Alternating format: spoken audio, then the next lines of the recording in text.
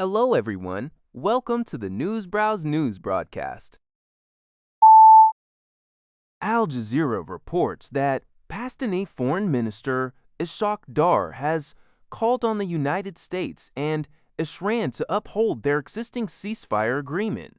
The minister's statement came after high-level talks between Washington and Tehran, hosted in Islamabad, concluded without a comprehensive peace deal to end their ongoing conflict. While the direct negotiations failed to yield a broader resolution, Pakistan emphasized the critical importance of maintaining the current ceasefire to prevent further escalation. The country has been actively involved in mediating discussions between the two powers. Indonesian President Prabowo Subianto is scheduled to travel to Moscow this week for discussions with Russian President Vladimir Putin. According to Antara News, Foreign Affairs Minister Subianto confirmed the visit, highlighting its strategic importance for Indonesia. The summit aims to address pressing geopolitical dynamics and critical matters concerning energy supply and security.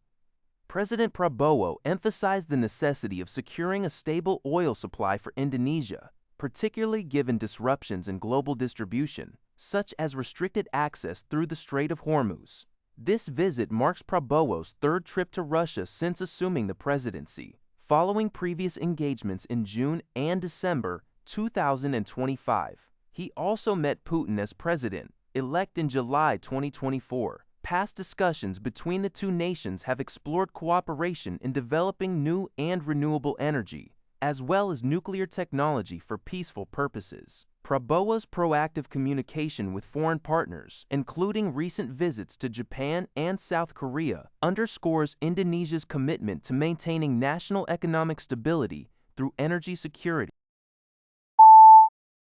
KBS World reports that South Korea's rail passenger numbers reached a record 42.11 million in the first quarter of this year, from January to March.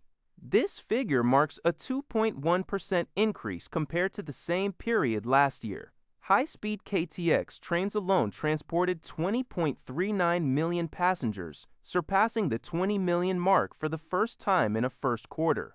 SRT ridership also saw a slight increase to 6.16 million, while KTX usage surged by 23.5% to 2.8 million. However, conventional train ridership experienced a 2% slip, reaching 12.76 million. The overall rise in rail demand is attributed to the expansion of KTX and SRT services, coupled with a shift away from private car use due to persistently high fuel prices amid Middle East tensions. Analysts suggest that rail demand could continue to grow if fuel costs remain elevated.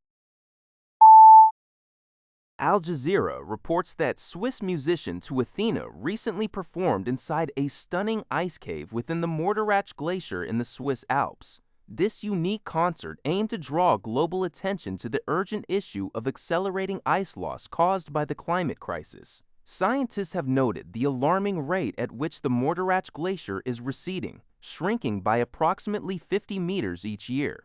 The ice cave itself, a fragile formation of the melting glacier, is predicted by experts to be unlikely to survive another summer as global temperatures continue to rise. Through this evocative performance, Tuathena sought to visually and sonically impress upon audiences the tangible and immediate impact of climate change on natural landscape. That's all for this video. Thank you for watching. See you in the next video.